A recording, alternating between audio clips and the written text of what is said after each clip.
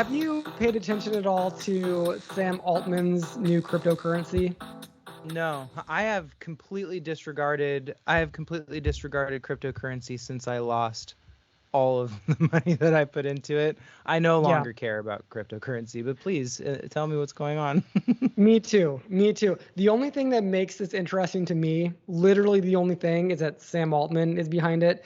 And projects that he works on just tend to actually be real and actually impact the world. Okay. He has a long history of this, like of actually being, not having, projects that fail. His cryptocurrency though, it's called Worldcoin. And the little detail here that sets it apart from everything else is that it requires you to scan your face and your eyeballs in order to get a hold of this coin.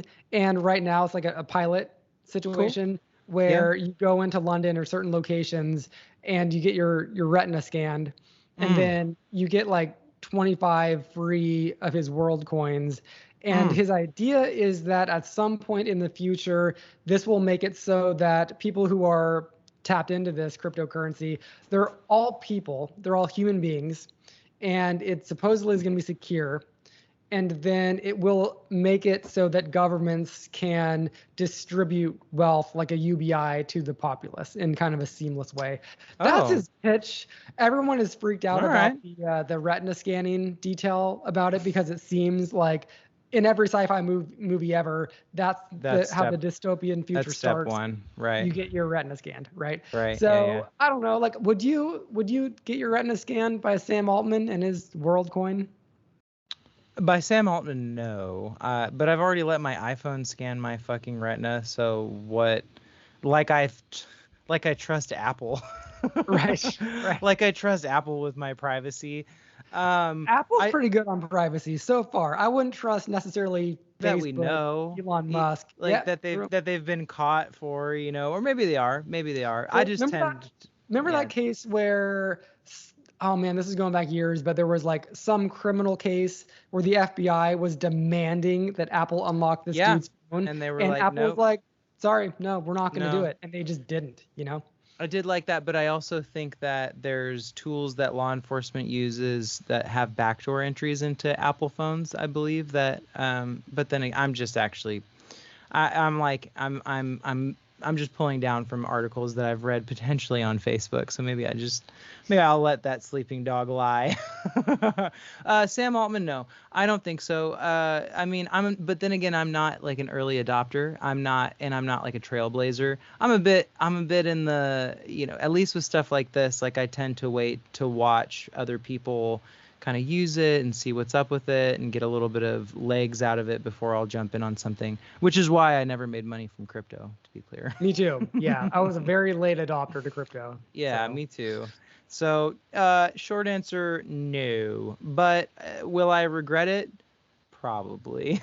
if you had the choice today, would you prefer to go to 23andMe and get your DNA in some log or get your retina scanned by WorldCoin? If you Oh, had the choice, one or the interesting. other, you got to do one. What would I you gotta do do first? one. I mean, I want to do the 23andMe thing, even though I know that it's sketchy. But I mean, in terms of like a thought experiment, if I wasn't gonna already do 23andMe, the retina scan, because it's so much less complete than your actual DNA. I feel like we don't have a full list of capabilities of what you could do with a person's sequenced DNA yet, but we're going to be alive for a while, and my guess is that they're going to be able to do something with that data at some point, even though they can't now. So yeah, I'll go retina scan over taking my, but they probably got my DNA on file too, man. Somebody's Yeah, got it. well, a couple of points here. Sagar and Jetty on Breaking Points, he was talking about this, and he was saying that, recently coming into an airport, I think he said it was in Dallas, they just knew who he was without looking at his passport. His face when he just walked Nice. up was already scanned, and they're like, "Oh, welcome to Dallas, Mr. Sagar and Jetty." Yeah. And he was like, "I didn't sign up for this. Like, Right. how do you, what happened here? What exactly happened?" Right. And I don't know, like I feel like so Zoltan Isvan and some other futurist types They are saying that that our identities are going to be out there whether we like it or not, and I we think just so, have to yeah. like live with the fact that it's going to be the story of the next century is going to be about transparency. It's not going to be like hiding your little identity from the government or whomever. Like it's going to be about radical Yeah, transparency. I don't sure. know. I don't necessarily love that idea, but if that is a possibility, maybe we should start having the discussion of how do we make that so that it's not terrifying or something. Mm, I mean, this ship has already left the dock in mostly China, sailed, like yeah. in China especially. Like it's Sure. ship sailed. It's gone. Mm-hmm. Full transparency. It's here and it's scary. It doesn't necessarily have to be scary in America, perhaps, maybe. I don't know. But I think that there's an ability in the United States and a desire by the kind of ruling class, and I mean that in like a corporate sense, not a political sense, to keep the American public convinced that it's not as complete as the way that things are in China. I think they're a little more out in the open with it. But if you think about your activity on social media, for example, your preferences, the things that I mean, they're tracking everything, eye movement, the amount of times you touch something, how long you stay on something. And what they're doing is they're creating a four-dimensional model of you as a person.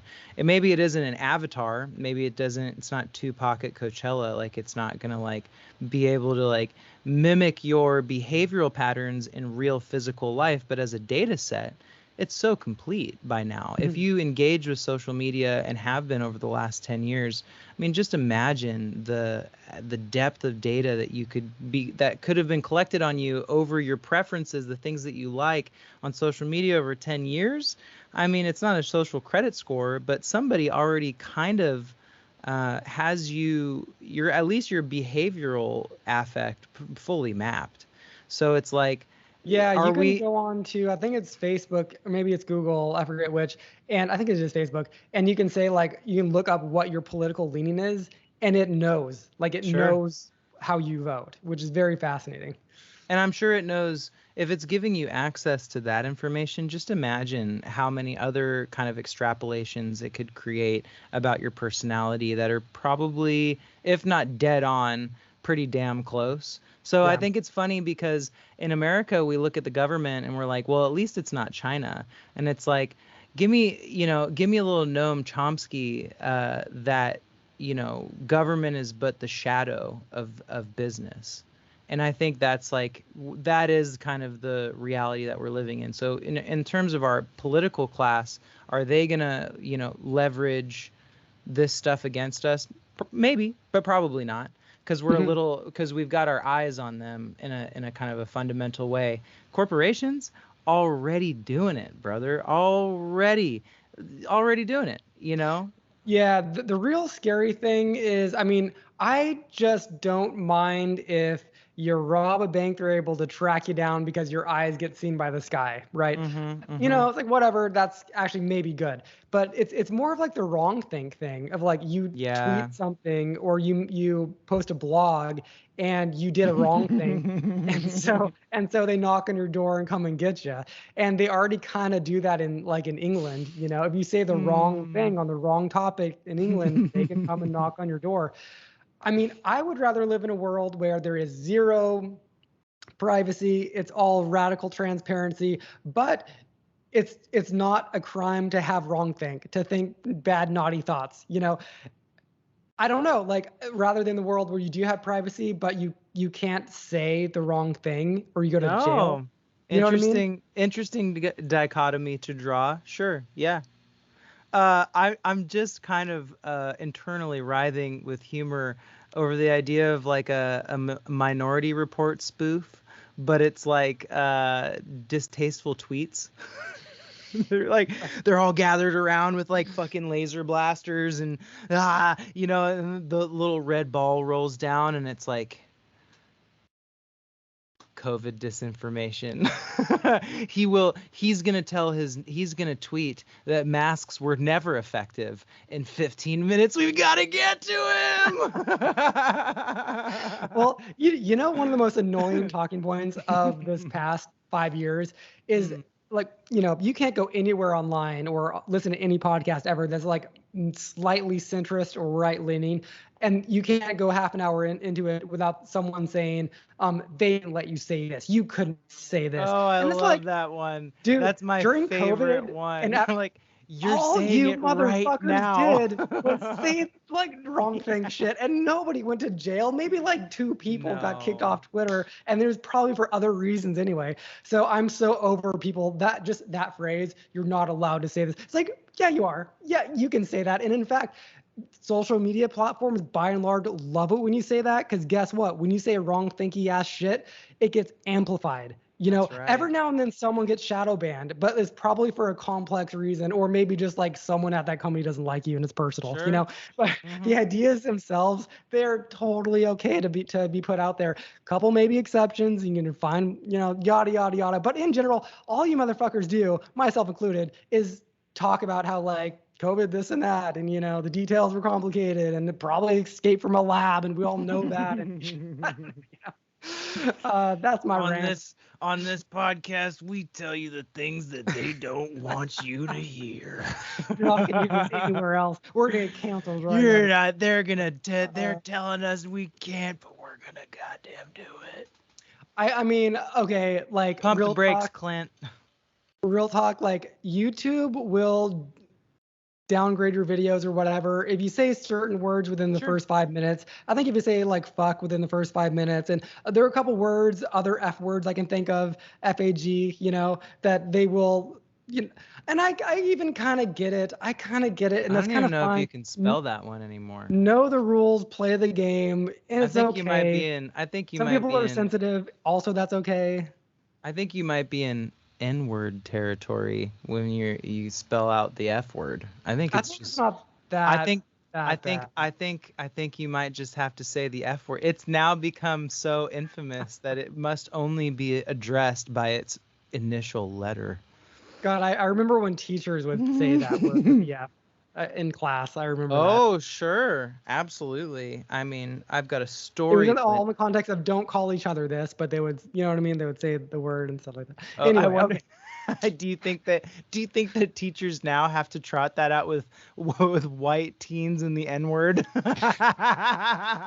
I would in class. Absolutely hate to be a teacher. I know that Timothy, I know that you're just singing along with the song, but you can't say that word in class. I wanna just so we have time, I wanna jump to a couple more topics here. Did you see Oppenheimer by any chance? No, or Barbie. Seems topical for this podcast. Do you mind if I give a hot out take? Of the loop? Not if there's spoilers, although it is historical fiction. I do know what happens.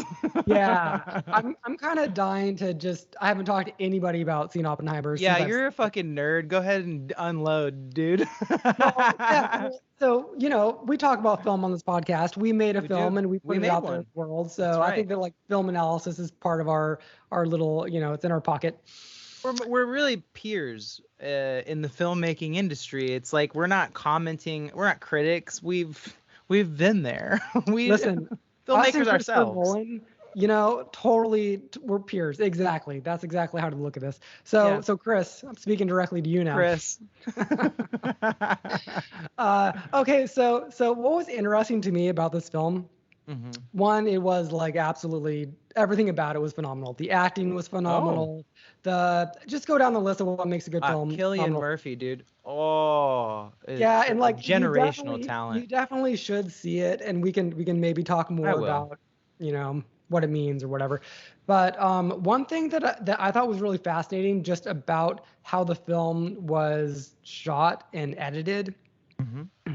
It reminded me a lot of Orson Welles films, in that like the editing was like super crucial to the final product here. Like the editor editors always have a big say in like the final product, but like, you know, Orson Welles had a style with the editing. Yeah. This film kind of felt like that. And I haven't heard anybody like talk about this yet. So this is my little like just quick take on what I thought about like how the film was made.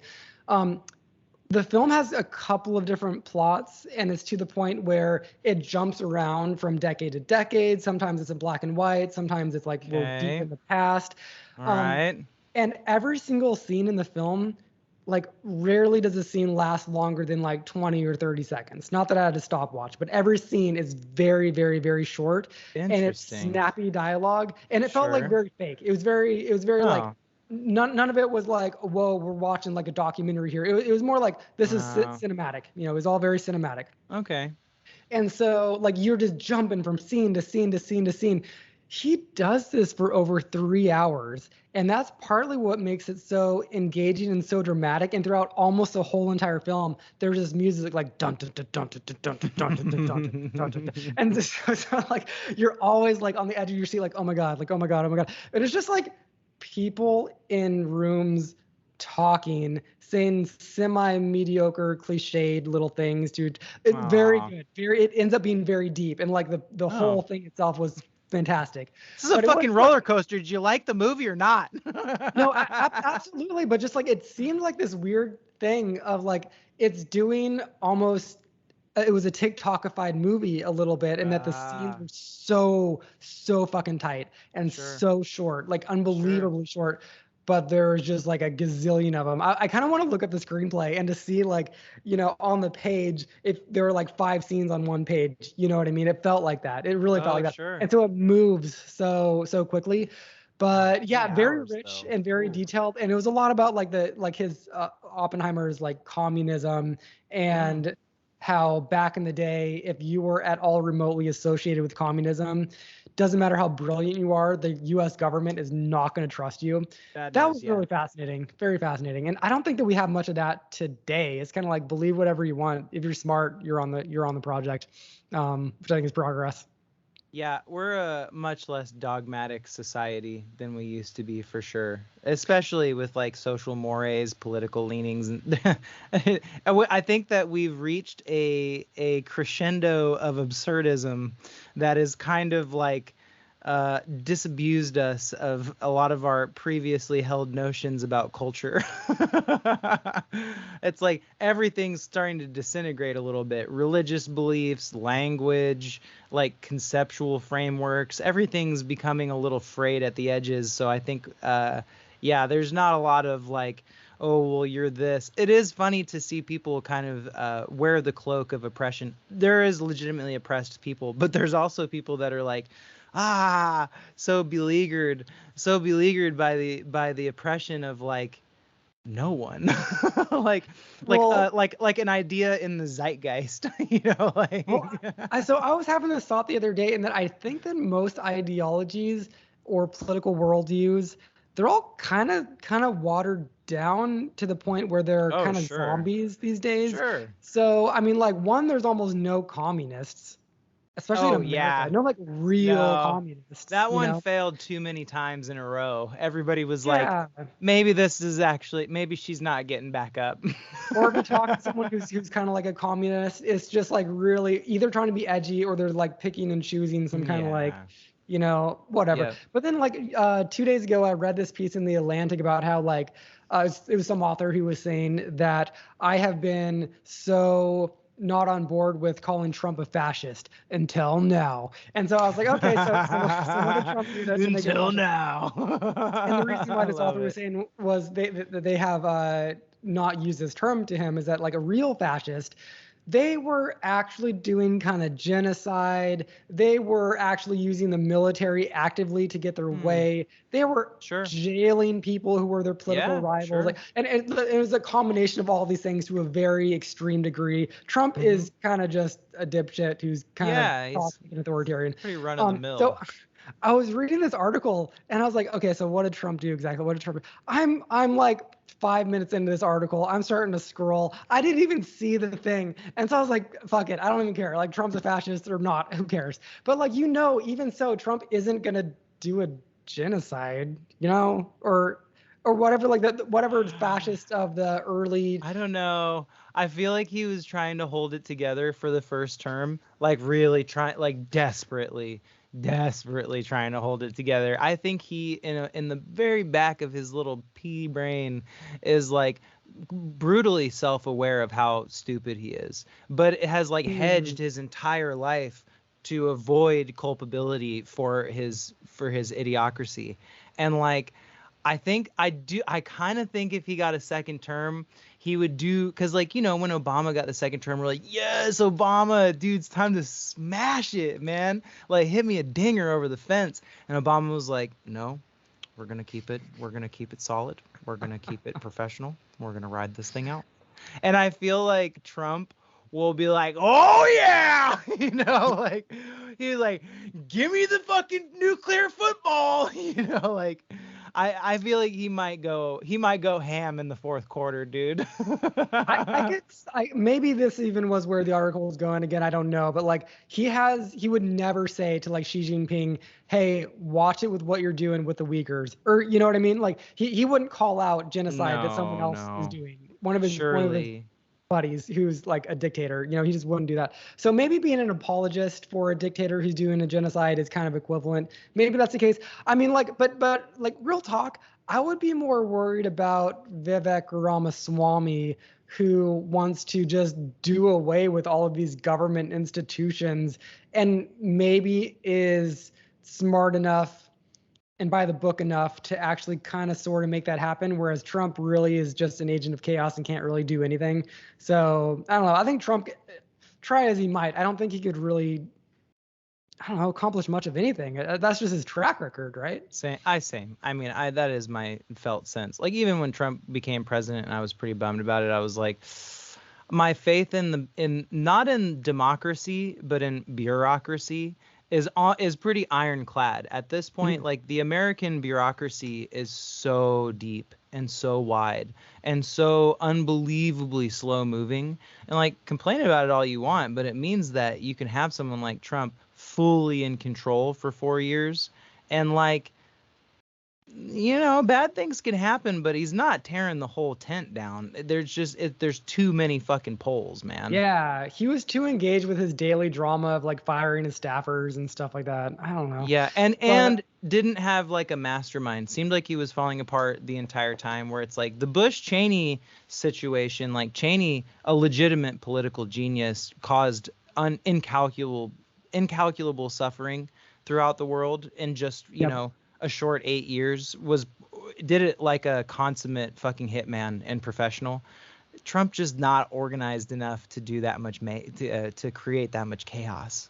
I don't think. I mean, yeah, as much as he would love to. Yeah. Hey, well, while we're talking about politics, you wanted to talk about Mitch McConnell and the gerontocracy that is ruling our government. Can we talk about how embarrassing it is to be an American, not just because of Trump, but maybe possibly even more so because of the gerontocracy?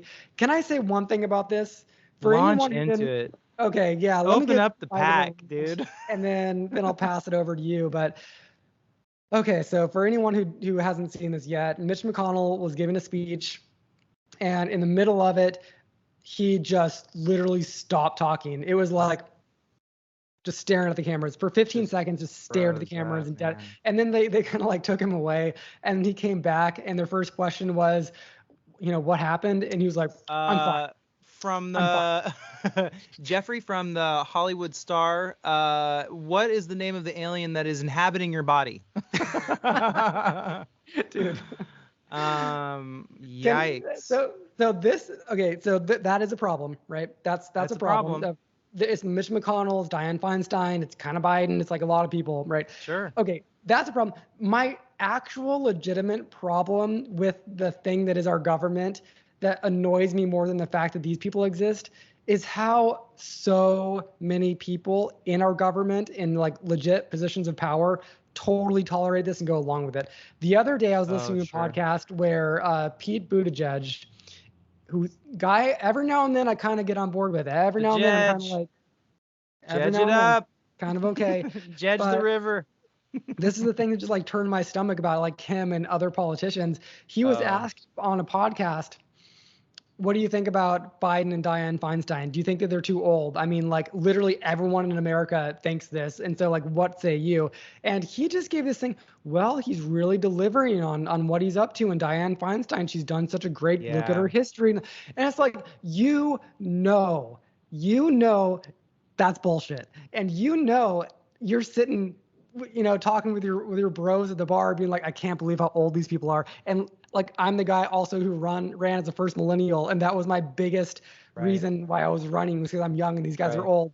I'm the one person who should be able to say these people are too old, but I'm just apologizing for them endlessly because I'm a hack politician. That's what bugs me.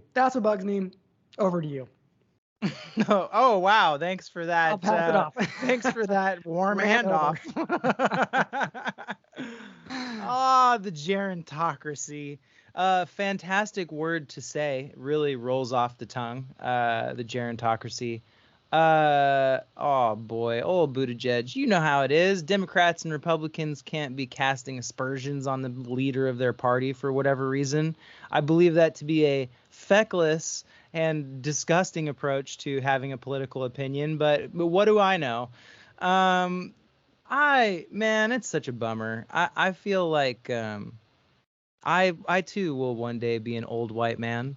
And I hope that I am universally fucking despised for it, just as I despise all these old white men, because damn, dude, gotta let go. Gotta let go. Gotta let go. There is a level where wisdom becomes a contribution of diminishing returns, right? Like, well said. Yeah. Dude, like, I feel like at 33 now, I'm just now getting access to some wisdom from experience. I can pretty well plot this out to where, like, in my 70s and 80s, like, it's done. You're done, man. It's time to let it go. Here's an interesting idea. If the age of retirement is 64 or 65 or 73 or whatever the fuck it is in this country, like, isn't that probably the age where we should kind of stop letting people be politicians too? Like, that's like, I'm on board. I don't know. That's just off the top of my head, thinking like that's the age where we're like, you don't have to work anymore. It's time to just ride it out, enjoy the rest. And I feel like politicians, like, come on, it's a young man's game. Like, we need to be able to shake things up and move things around and have spirited debate around all kinds of stuff that, like, if you were born in the Depression, you're just not going to have a functional relationship to, right? They're like rock stars that are writing. Let me ride this one out. They're like rock stars that got famous writing songs about like colloquial, like, country stuff and, like, at the bar, but they've been rock stars for too long that they don't know how to write those songs anymore. All they know is the rock star lifestyle. That is old people. Like, they have an ideological connection to what's happening right now, but functionally they've been removed from the social and, frankly, the political system, like, at a ground level for probably decades. I'm gonna to you, Pete. Okay, over to me. I'm gonna give. I mean, I will even be a little bit more forgiving than you, and I will say I'm totally down to just take it case by case, and not just say when you're 65 you have to retire. Because if you look at Noam Chomsky, he is still sharp as a tack. Sure. I would but he's also like a really biased, like he's like old guy biased, where he's like set in his ways, and he's like, he's not making any moves anytime soon. No, I mean, like, even him, I think that he's too old. But I mean, again, like, I would kind of sort of take it case by case. Bernie Sanders still seems sharp, and a couple things, but if we are going to take it case by case, if we are going to be slightly softer in this view, I think that we have to demand more, like, honesty from the other politicians in the world. And so right now, There's just such a massive push to like hide all of this from the public. You know how like when Dianne Feinstein is just walked around the It's Capitol, so nuts. It's there's so nuts. she always has someone like right by her side whispering in her ear what to say, that sort of thing, because she has very well documented dementia. It's and so nuts. she just doesn't know what's going on half the time. So someone has to be here, and that they try to hide that from the public, and that's the point that I just get upset about. Let me just sprinkle one little piece of salt on this, which is that this has been happening for 70 something years. Like Reagan, I recently was reading something about Reagan where he was in his first term when he started getting dementia, when he was like noticeably, like people around him were like, yo, you can't keep doing this. Like, you're not actually capable of being president anymore. And he won. The people around him forced him, because they wanted to remain the political party in power, to become president for a second term when he didn't want to. He didn't feel like he was capable of doing it. It's like this. It's a political shell game we're playing, and it's like we've got to turn it off at some point. Right? Like there has to be some mending, and there will. Once these people let go of the reins of power a bit, I think there will be a bit of a mending with the social media generation, with the internet generation, where it's a little bit more reasonable and commonsensical about the things that we can and can't say. Like these old people, I can't. Peter. Well, you know how you and I talk about longevity sometimes, and I'm a half-hearted believer in this, that maybe this will kick in our lifetimes. Do you think that these people who are ultra wealthy and also like super tapped in, these very powerful politicians, do you think that they are talking to their doctors, and their doctors are like, just hang on for 2 more years, and then you're going to get the injection, and that will turn back your clock? Do you think there's any of that going on? Any like sci-fi scenarios? Nope. This could be a good movie, by the way. Could be a follow-up to our smash hit, our Human Gauntlet, our I don't know, what do you call it? Well, I can't say it's Oscar nominated, but it should be. Yeah. Oscar snubbed. We were Oscar snubbed. I'm sorry. There is no longevity drug coming in, and this is why I think that there might be. David Sinclair's Twitter. There surely. He's got some tweets. Well, I mean, look, Joe Rogan and like comedians and shit like get NAD drips and like multivitamin drips like when they're on tour. Yeah. Like there is like anti-aging stuff that is probably pretty darn effective at this point. But like Western medicine is so obsessed with pharmaceutical culture, and most of what doctors learn in school is related to or tangential to pharmaceuticals. And it's like, unless it's a specialty, right? But as a general practice, like you're doing a lot of prescribing stuff because you don't trust people to exercise and eat well, and you have to help them stay alive anyways. I don't know. I want to wrap a bow on all this stuff. And I want to say, I want a third party that's not drained the fucking political swamp, that's not fucking like human rights or like whatever, all of that stuff. Cool, fine if it makes it in, fine if it doesn't. I want the third party to be an anti-corporate monopoly party, like a fully regulate, like the entire. That was Bernie, right? That was Bernie. That was Bernie. Yeah. But you can see that the Democratic establishment suppressed him because they're little cucks for the corpse, man. They're corp cucks. And I want to see a party form up around heavily regulating corporate structures and their the influence that they have on our political superstructure and society, because that is some shit that you hear discussed. Can I push back on this for just half a second? Oh, feel free. Just because it's on my mind. Yeah, dive in. Blanking on his name, but one of those tech guys, we're just having a conversation about this, about how, like, in general, regulations cool or whatever, but this is the big discussion about AI right now. And all the AI companies, Google and all of them, they quote unquote want to be regulated, and so that they can, inform what the regulations are, so that then all the other little guys don't even have a chance. And so, like, this was Dodd-Frank, the whole thing with the banks. Yeah. They regulated the hell out of the banks, But then it just completely backfired because the banks Yeah. like had their little fingers in how those regulations came about. So it was Right. Dodd-Frank was supposed to, if I understand this correctly, make it so that small banks could flourish. It killed the small banks, and it made it so that like the big banks were even, they were already too big to fail, even bigger than that.